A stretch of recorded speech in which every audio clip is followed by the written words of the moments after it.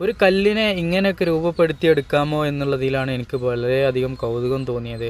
ഒന്നല്ല രണ്ടല്ല 100-ൽ പരം കടകളാണ് ഈ ഒരു ഏരിയയിൽ കാണാൻ സാധിക്കുന്നത്. അല്ലഗാട്ട എന്ന് പറയുന്ന ടൗണിലേക്ക് കയറുന്ന ആ ഒരു റോഡിൻ്റെ ഇരുവശങ്ങളിലുമായിട്ടാണ് ഏകദേശം 1 കിലോമീറ്ററോളം നീണ്ടു കിടക്കുന്ന ഈ ഒരു കല്ലിനെ രൂപപ്പെടുത്തിയെടുക്കുന്ന ഷോപ്പുകൾ കാണാൻ സാധിക്കുന്നത്. വലിയ വലിയ കമ്പനികളാണ് എന്നുള്ളതാണ്. ഇതുപോലത്തെ ഫില്ലറുകൾ കാര്യങ്ങൾ എൻ്റെ കണ്ണ് തള്ളിപ്പോയി. ആദ്യമായിട്ടാണ് ഇത്രയും അധികം കടകൾ ഒരുമിച്ച് ഒരു ഏരിയയിൽ ഞാൻ കാണുന്നത്.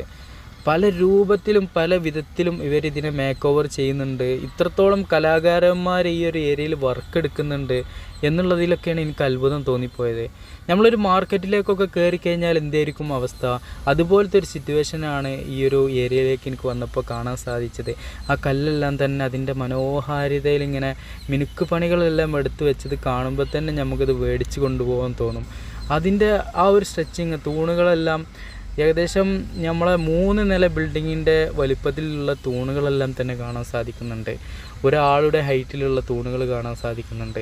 അതിലൊരു സിംഹത്തിൻ്റെയും മറ്റുള്ള മൃഗങ്ങളുടെയും എല്ലാം രൂപങ്ങൾ കാണാൻ സാധിക്കുന്നുണ്ട്. പിന്നീട് നമ്മൾ ആനയുടെ രൂപങ്ങൾ കാണാൻ സാധിക്കുന്നുണ്ട്. ദേവീദേവന്മാരുടെ ഒരുപാട് പടങ്ങൾ കാണാൻ സാധിക്കുന്നുണ്ട്. അതൊന്നും ചെറുതല്ല, അലോക്കിൻ്റെ വലിപ്പമുള്ളതാണ് എന്നുള്ളതാണ് ഇതിൻ്റെയൊക്കെ ഹൈലൈറ്റ്.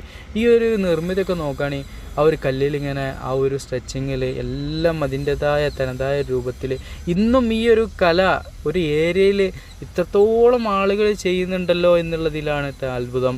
ഞാൻ പല ഏരിയയിലും വേറിട്ട് നിൽക്കുന്ന കടകളെല്ലാം കണ്ടിട്ടുണ്ട്. കുറേശ്ശെയുള്ള സംഭവങ്ങളെല്ലാം കണ്ടിട്ടുണ്ടെങ്കിൽ കൂടി ഒരു ലോകമായിട്ട് കണ്ടത് ആദ്യമായിട്ടാണ്. അല്ലഗാട്ട എന്ന് പറയുന്ന ആന്ധ്രാപ്രദേശിലെ ഒരു പ്രദേശത്താണ് നമ്മളുള്ളത്. കടപ്പയിൽ നിന്നും അനന്തപൂരിൽ നിന്നൊക്കെ ഏകദേശം ഒരു 150 കിലോമീറ്ററോളം മാറിയിട്ടാണ് ഈ ഒരു പ്രദേശം സ്ഥിതി ചെയ്യുന്നത്.